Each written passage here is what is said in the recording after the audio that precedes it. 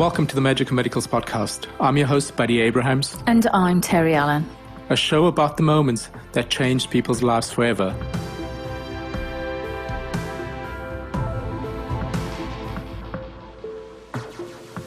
Welcome to the Magical Medicals podcast. Thank you for joining us today. Well, thank you very much. It's a real pleasure to be here and catch up with the two of you. Fantastic. Yeah, we met Tim about a couple of years ago, was it? Do you think? Yeah. I think you met him the first time at Agape, right?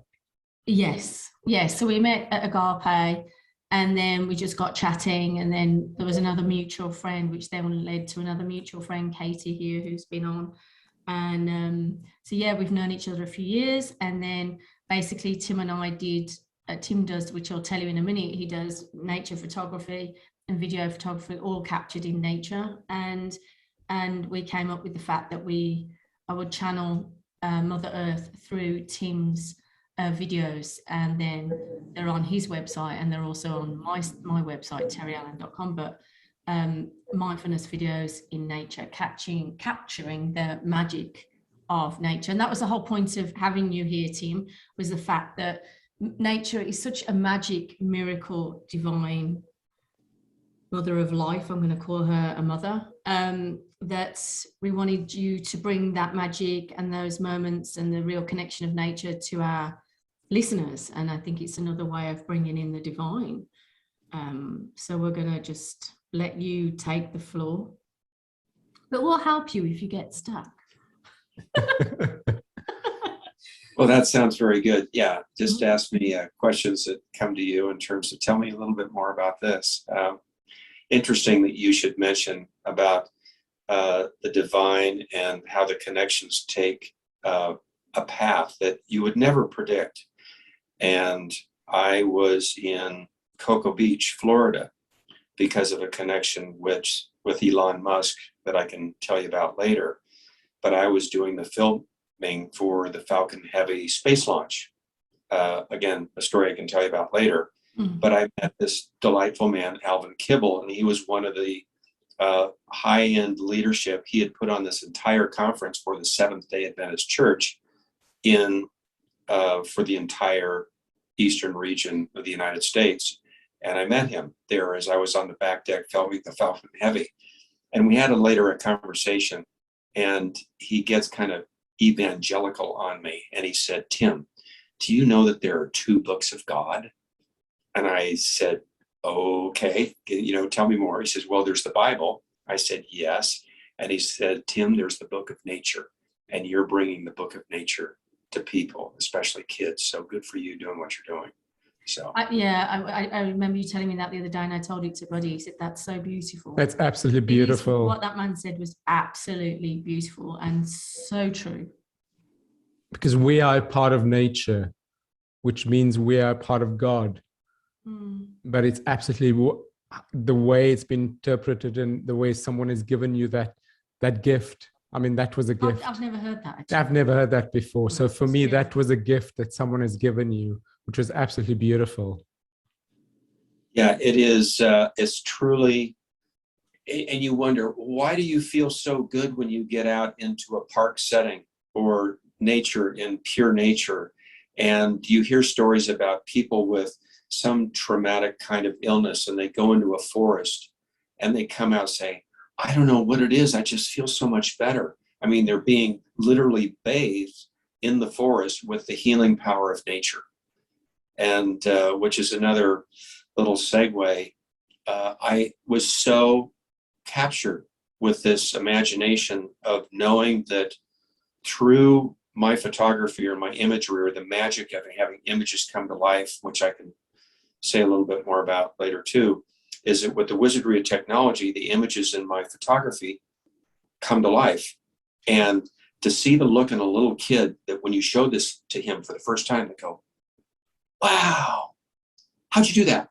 And they're so stunned that anything that was in their angst or their trouble at the moment, for that moment vanishes.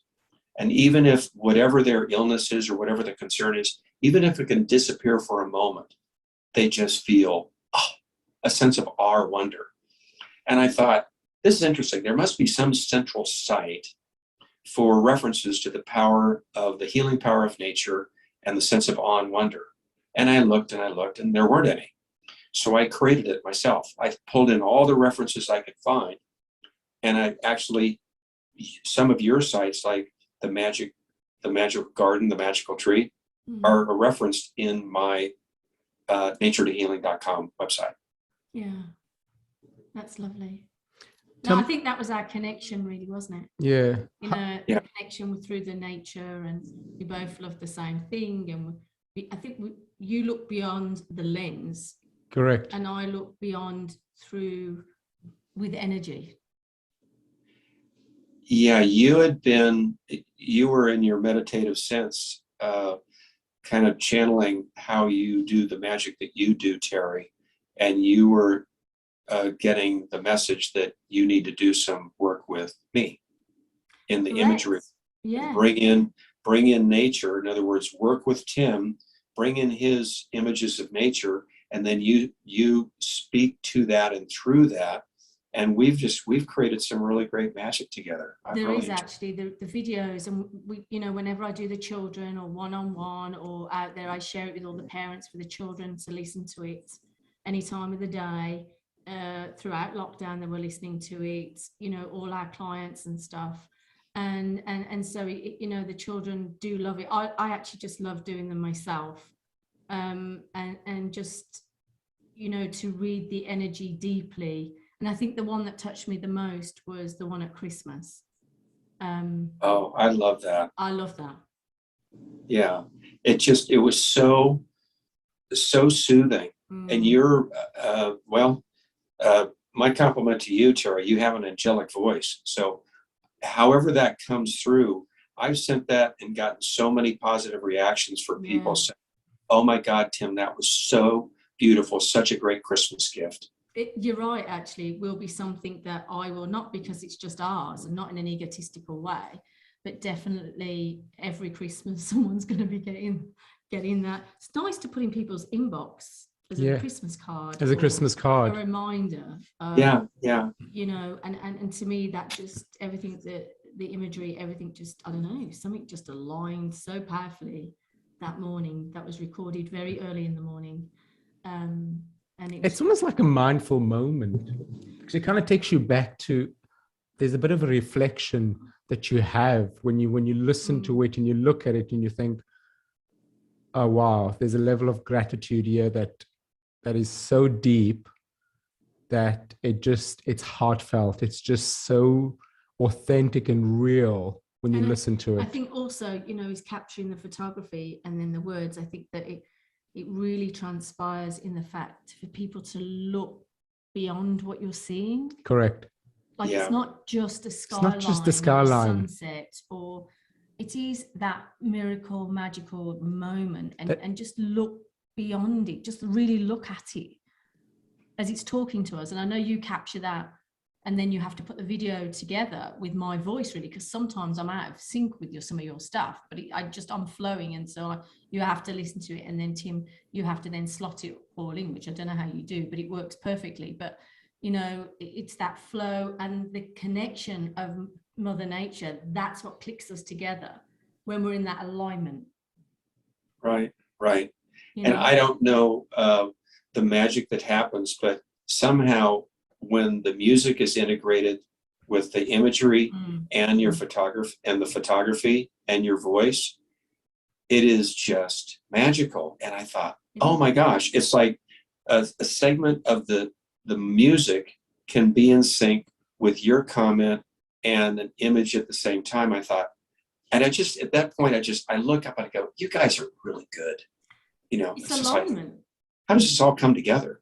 It's beyond we're our meant capacity. to be in that alignment all the time, and we're not, you know, and that's what hopefully that message passes to people, whether they're in hospital, foster care, you know, orphanages, any schools or care centers around the world.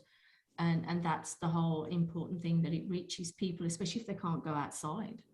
Tim, when you take that image, how does it make you feel when you have that shot, when you get that shot, that moment, and you know, shit, I got it. I just have this reaction always. I thought, I am so lucky to be here at this moment. I'm the one with the big benefit because I get to be on the other side of the camera taking the picture. And I thought, oh, this is so awesome. There is just a moment of extreme gratitude. And there's a reference to, so I've listened to some things on infinite intelligence and talking about when you get into a certain state of such extreme appreciation. Let's say, for instance, you're in Florence, Italy, and you're on the bridge of that famous bridge. What is it? Ponte Vecchio. Yes. And you're on that bridge and you say, I don't know what it is. I'm so intently appreciative of this moment.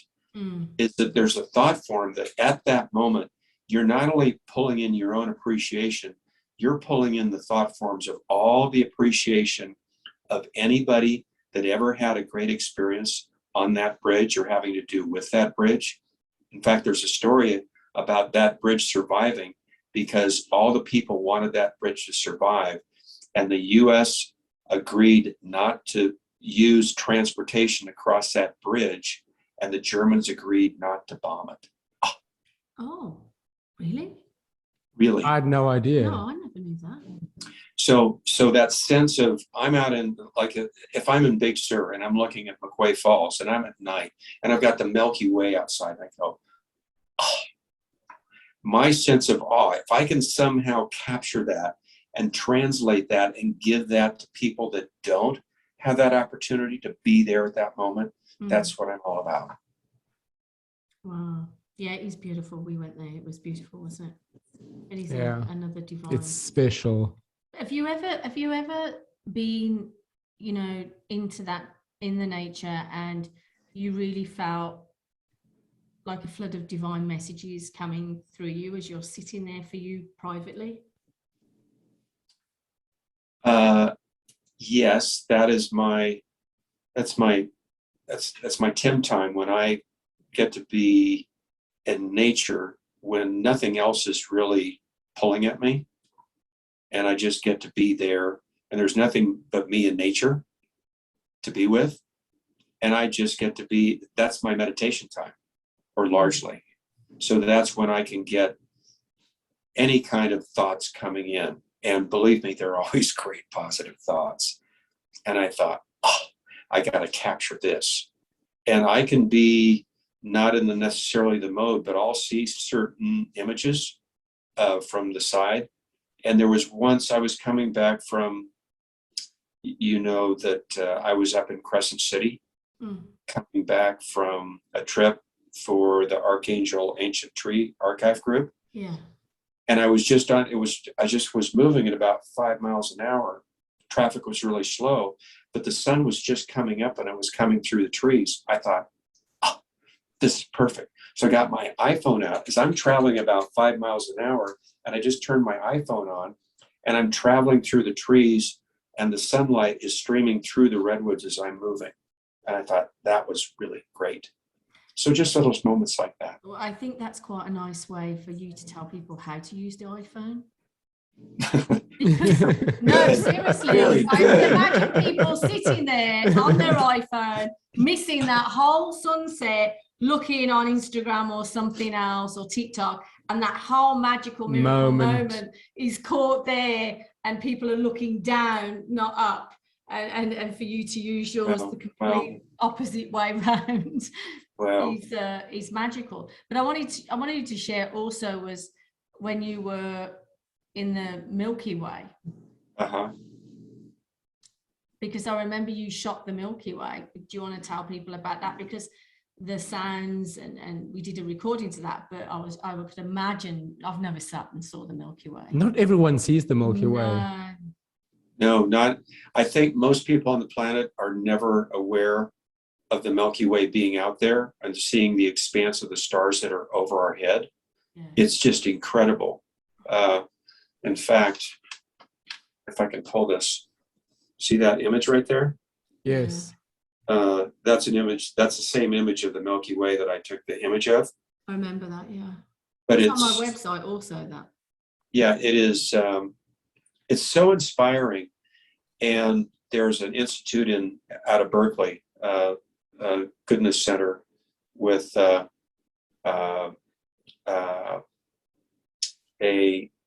great leadership of the sense of awe and wonder. And when anybody is out in the vastness of nature, they usually reference themselves, like little kids.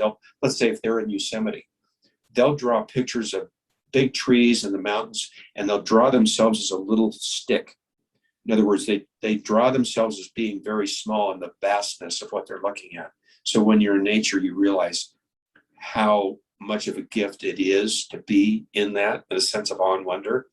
And that's how I felt in the Milky Way. And what I was so captured by that moment is the sound. When I got there, I had planned this for weeks, because it was when I knew the moon was going to be set. So I knew the clarity of the sky. The sun, the sky, fortunately, was clear. There weren't any clouds, because if it's fogged in, there was nothing to take images of. And it was about 10 at night. And it was, on my temperature gauge in my car, was 88 degrees at about 9:30 at night before I was setting up. It was uncommonly incredible. And then the fires at Big Sur had just been out for about a week or so. I could even smell the scent from the fire and the heat from the coast, or the inland, coming in. And then another wave of cool air would be coming in, and the orchestra and the symphony of the crickets going, and once in a while a bird was chirping. And I thought, oh, I got to capture this. So aside from just capturing the image of the Milky Way, I wanted to capture the moments of the sound, so I could bring the sound back to people too. I remember you telling me that the crickets were going one to the left and then to the right, and then like an orchestra. It was, yeah. And I was in the moment to really appreciate. And I was jealous when I was listening to the whole recording. It's like I don't know, I don't understand it all, but it's like they're all talking to each other, like, okay, this bank's over here, we're chirping away now. And then they start to calm down, and then this bank starts to chime in. I thought, how do they know all of this? I don't understand all the magic of nature, but that's what I was in.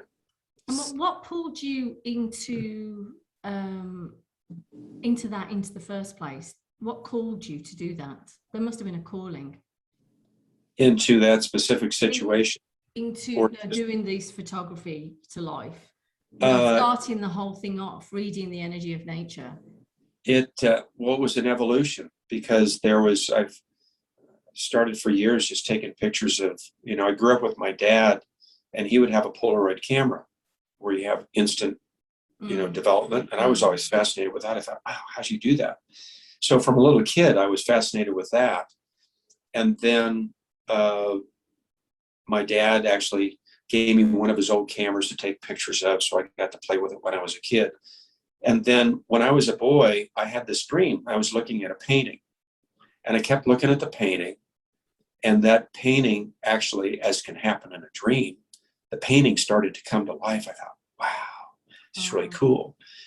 And so I remember that moment, and I thought, years later, I have some clients of mine, because I wear a real estate hat too. Some clients of mine had leased the entire Palace of Fine Arts, and they called it the Innovation Hangar.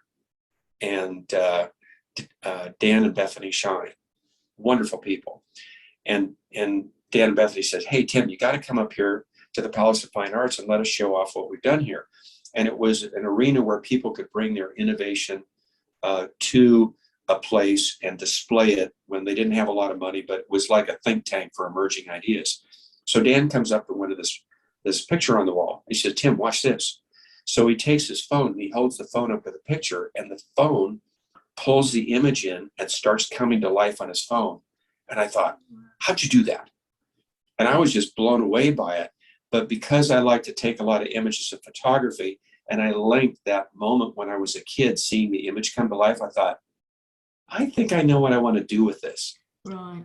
So I started playing with this, and it evolved, got to the point where I thought, well, if I could take one picture and bring it to life, and I could take it to, say, Stanford Ronald McDonald House, and then when the little, the Health Challenge kids are in the lobby, they could see a picture, and then their parent could say, look, Sarah, look what happens when you do this, and just give them some excitement.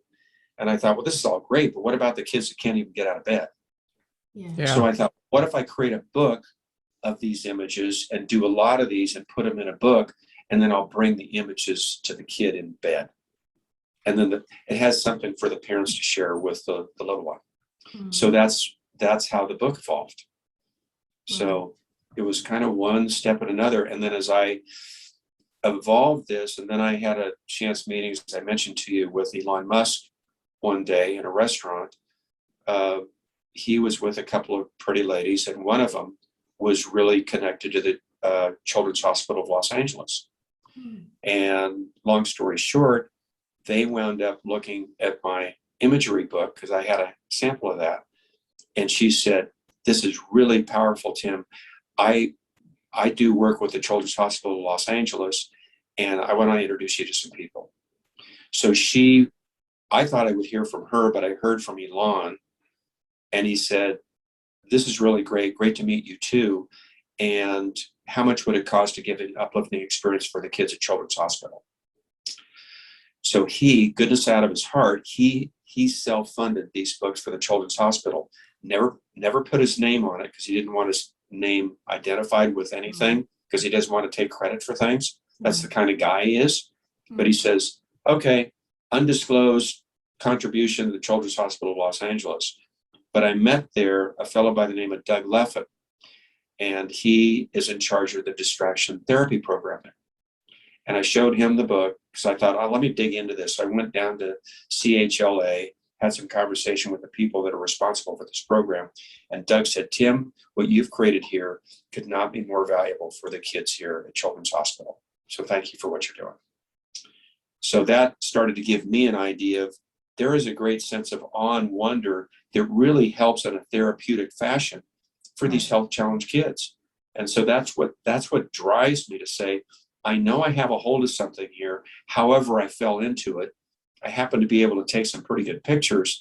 And with this little wizardry of technology, it's just great to merge the two. And then meeting you and being able to combine that with your angelic voice and the messages you pull in, I thought the path ahead is kind of like, I look up and I say, you're so good in terms of creating these avenues where people like you and me and Buddy can really make a difference. It's really fun to be in this space. So Tim, I have a question for you, and it's, when you're not in a good space, do you go back to any of those imagery and that moment and try and bring back that emotion or that moment that you had when you took one of those amazing pictures? What do you kind of use that to kind of just bring you back into alignment? I definitely do. Okay. And what I can do is I can work for weeks on, I think one image I recently sent to you was an image of looking up into the redwoods. And I spent weeks putting that together. But there are all kinds of things on YouTube and the internet about meditating and calming. And Terry, yours are the best that are out there. The work that you have. And I thought at the same time, my own imagery, and I'll put some music together. I'll just listen to that before I go to bed. Sometimes just like, or just look at the images and just look at it. That's what I say to young children or parents, or even myself. Just sometimes I just look at my own stuff, and it's you're right, it's really a calming and a aligning, and the connections there, the connection comes back on. Sometimes when we're off alignment, it to me, nature's the one that puts me back. Well, if you combine nature and just getting into that space, like re-listening to that or one of your meditations, it brings you back into a quiet space and a really deep, heartfelt, grounded sense of appreciation. And when you get into that deep amount of appreciation, like I think you and I kind of worked out some of the wording in that Christmas video that you and I did, is just say, may every day be Christmas Eve to you. Yeah, it's right. And I listen to that if I'm feeling a little bit down or a bit off or a little bit I just think, let me just listen to that again. So I Yeah. listened to that one quite Yeah. a lot. It is, you do have an appreciable moment and gratitude, and you do feel when you're looking at the imagery that God or the divine or oneness, what anyone wants to use, is talking through you. You can feel it through as it's coming. And I think that's why children connect with it so much, or with the nature books, or with the magical garden or my magical tree books, because they go really crazy around the books and stuff like that. Because and then people say to me, what is that? And I said, I think it's the connection of nature. They know how special it is. They have come here, little seeds of light, and they really know where they've come from and the importance of it and how important it is. And for parents to keep that alive with children, as we know, children in the classroom, they need to be more out, educational. Yeah, amongst Mother Earth and nature. Right.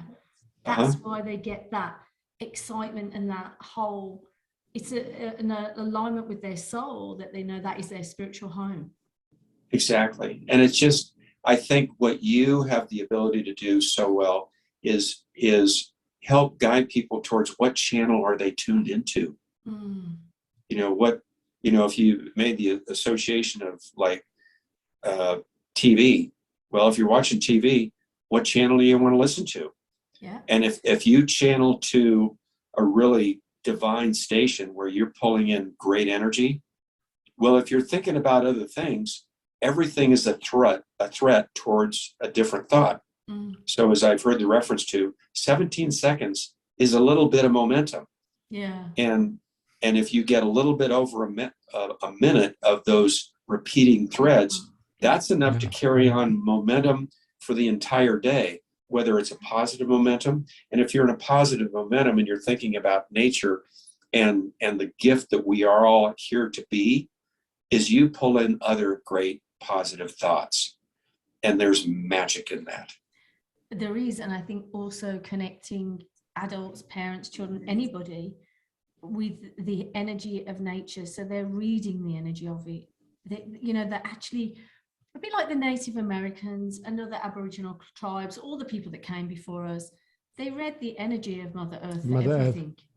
Yeah. It wasn't a disconnect. They read through everything. Very much so. And I think that's where humanity needs to get back in alignment with. Yeah, we are part of nature. Yeah, and it needs to be back into the education of children. Yeah.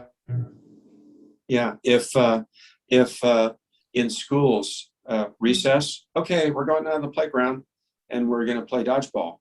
Well, what if they did a little, at least once a week, we're doing a field trip and we're going to the local park. And so the kids can run around in the grass, if not going out, depending on where they are, if they can go out to the woods. There's a friend of mine, Kathy Banks, and she's just a gift on the planet. But she's got a little group called Coyote Kids Camp. And she takes kids and she takes them on these little trips every day in the summertime. She takes them to the beach, she takes them to the mountain, she takes them hiking. She's kind of like a one-person gift to all these kids, exposing them to nature. Beautiful. And it's a huge, and it's just one, and I thought there's such brilliance in the statement by Gandhi, I think. Be the change you want to see in the world. Everybody has the capacity to do from their position what they can to make a difference. So I thought all of us collectively together, we can really move the needle for humanity in a great way. Yeah, the magic of nature. And he's right, because I remember being back in school when I was young, and we had a massive plain green field with trees and everything. And that's all we did in our break, was we were on the grass, or we were by the trees, or we were counting the daisies, or who could find a 4-leaf clover, or simple things like that. We were always in nature, and trips and field trips, and it wasn't a disconnect. We were always in it. And you're right, that's missing a lot today. Right. Yeah, I was so lucky when I was a boy. We lived in this little new suburban residential area, kind of a hilling area. We were in the last street that was developed. So beyond us, it was just the hillside, and we could just go into the woods and the ferns and see salamanders. And I was exposed to all that when I was a kid, going up into the woods. So I was super lucky in that regard. But I've hung on to that. And I thought, okay, I've got that gift, and a great gift for all of us to be able to pass on. Can we share and experience that for the kids that have no idea what we had experienced, and bring that to them? It's a great gift.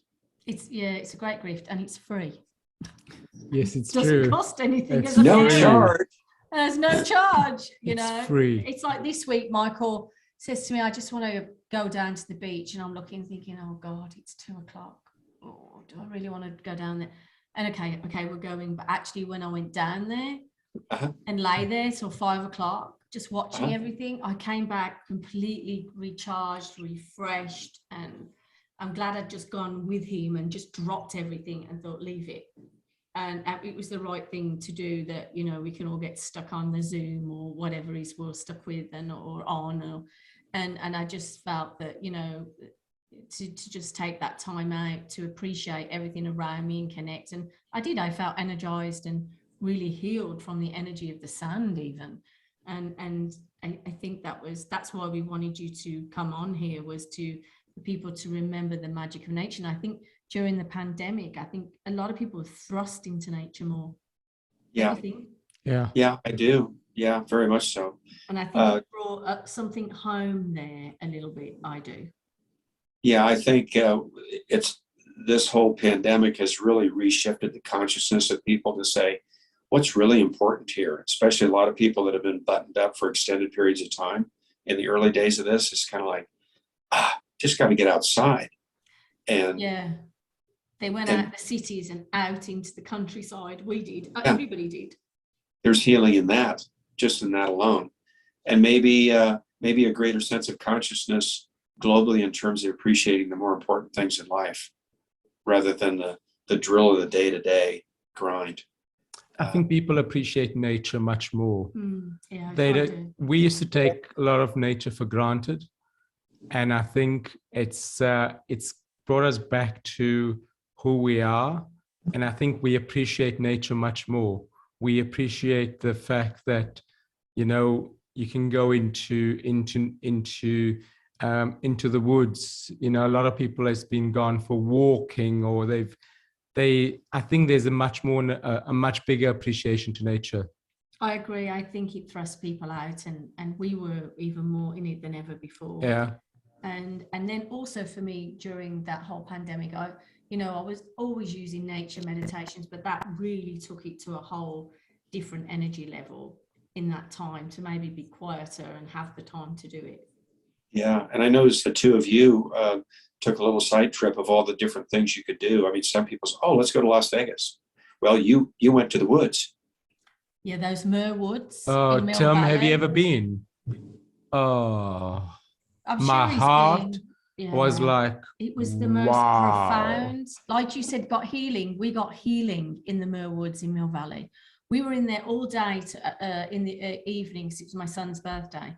And that night we went to bed. It was like the ghost of Christmas past. I don't know what was going on that night. It was like our whole life was playing before us. I thought, am I passing away? But it was a real powerful healing. I mean, it was just a moment that I did feel healed on many levels. I felt like a shift had happened to me in those murals. Well, I felt the presence of God there. I really did. Yeah. Wow. Everybody was so nice in there as well. Everyone's chatting and about the nature, and the whole energy was different to when you come out to when you go in. It's very profound if people watch people's energy to change. It's almost like a moment, as you may have experienced there, is that when I have some moments that I'm out in nature, like under the Milky Way at Big Sur, McQuay Falls, thinking, you know what? My entire life, if it led me here for this purpose, everything, whatever's happened, is all worth this moment here now. And I'll have to say a word for Dacher Keltner, who runs the Greater Good Science Center out of Berkeley. Tremendous research in terms of the power of nature, healing power of nature, and the sense of awe and wonder. And there are people out there that are really recognizing the tremendous good in being exposed to that. I mean, like going back in the Americas before, the American Indians, they had it all figured out. Yeah, they did. And then we, like people from Europe came and ran them over and just erased all that. And that's where I'm so aligned with my newer friend, David Millark, who runs the ancient Archangel tree archive to protect about 5% of all the old growth giant redwoods and sequoias. It's all that's left. And that's what I'm trying to bring an impassioned plea with my video work to bring out to people. Say, people, pay attention. This is important. We have a little bit of this left. Let's do everything we can to preserve it. Correct. It's so important. Very important. I love that name as well, the Archangel Tree Project. I think it's a beautiful name. And when you have these powerful trees and you're going amongst them, they are like archangels. Yeah, and they're like, and I'm with David, and he had a near-death experience, and he's on the backside of this, and we're up in the forests in Crescent City, and we're inside this hollowed out giant redwood that been cut down. He said, Tim, can you hear it? It's talking to us. In other words, he's kind of like the tree man. He's the tree guy, but he's channeling his spirit energy as he's right there. And it's kind of like, if you've ever seen in the midst of a giant sequoia, and it's just so immense you can't even describe the size of it. Yeah. And how old it is, like north of 1,000 years old. Oh no. Oh, if this could tell stories, you put your hands on it, you can literally feel the energy of the tree thinking. You can feel it talking. You can really feel them. Yeah, and they do talk, don't they? They do. Right. I mean, we had David on here at the beginning of the year, I think, right, sharing his story, which everybody loved. And yeah, you're right, he does. I mean, that's the gift of doing these books and meditations, is for children because children will be able to read and listen to trees and nature like this. Yeah. And that's for them to remember, you've got to listen to nature and hear her, and it will advise you and it will guide you, just like people before us. Yeah. Like you said, the Native Americans and that did, and just like some people still have that in them today. But it has to be instilled and kept with the younger children, because then it stays with them. Well, another thought too, a number of years ago, I read a book called The Right Words at the Right Time by Marlo Thomas, who was Danny Thomas's daughter. And it was a compilation of about 100 little short stories about experiences of people that had heard some kind of story or lesson or words of wisdom from somebody they looked up to when they were young. About 100 stories. And some notable people, some not so notable or people. But the interesting thing is that story at that right, those words at that time stuck with that person and changed the trajectory of their life. And so what you're doing with your words and your calming of taking a child who otherwise could have been getting into trouble and takes those words and goes, I remember this. Then they take that and pass that on to their kids. By dealing with the kids today, or a little health challenge kids who winds up being well and remembers an experience in the hospital where they got exposed to a little bit of nature and thought, I remember that. And they're going to teach that to their kids. Yeah. He's right. Passing it on. Passing on the wisdom that many have given us to us before. And that's where we have to get back to. Yeah. If there's any tools when you're sitting in nature that you would like to share with our listeners before we wrap it up, is there anything, any tools or any advice or anything you want to give to them? I would say, especially in nature, is be there then in the moment. Mm-hmm. Just appreciate it. Not what happened yesterday or what's going to happen in the future. Just be there. I mean, just be the epitome of like an Eckhart Tolle. Just the power of the moment. Mm-hmm. And you referenced about just the power of being aware and being aware of what's around you and your circumstances. Yeah. There's a little video, I think it went viral. It was called Looking Up. And it shows a young man, and he's on his phone, his cell phone. Mm-hmm. And he's looking down, and he's walking along, And just as a young lady is about to pass him and drops something, he looks up and he sees her, sees what she dropped, picks it up, and gives it to her. And then shows another scene of them having lunch, shows another scene of them having dinner, shows another scene of them eventually getting married and then having a child and eventually getting old and having children and grandchildren. And then at the end, it shows him the same scene with him looking at his phone, but this time he doesn't look up. So he misses the whole life trajectory of being in the moment and paying attention. So there's magic in just being aware. Correct. You're So powerful. Yeah, powerful to be aware. Okay, Tim. So if you could just share with us what you felt was coming through the Christmas nature video that we did. Yes, I listened to that a number of times, and every time I listened to it, it brought me back to a sense of being a child and the childhood magic of Christmas with the music, your voice, in the images. And I just, this is so great. And it took me back to a childhood state. And I thought, if that's the magic that happens when other people listen to that, oh my gosh, what a difference it can make for people everywhere. Because that's what it's all about, is the childhood innocence of the appreciation, the deep appreciation of just being here. It's so powerful. Okay, beautiful to be in that moment and to just see the magic that's in front of you every day, all day, if you're willing to see it. Yeah, it's lovely. And then in that great moment of appreciation of being wherever you are in nature is what thoughts come into your mind. In other words, you're an open channel at that moment to goodness and all that is. Right. And you're in you've tuned into the ultimate channel.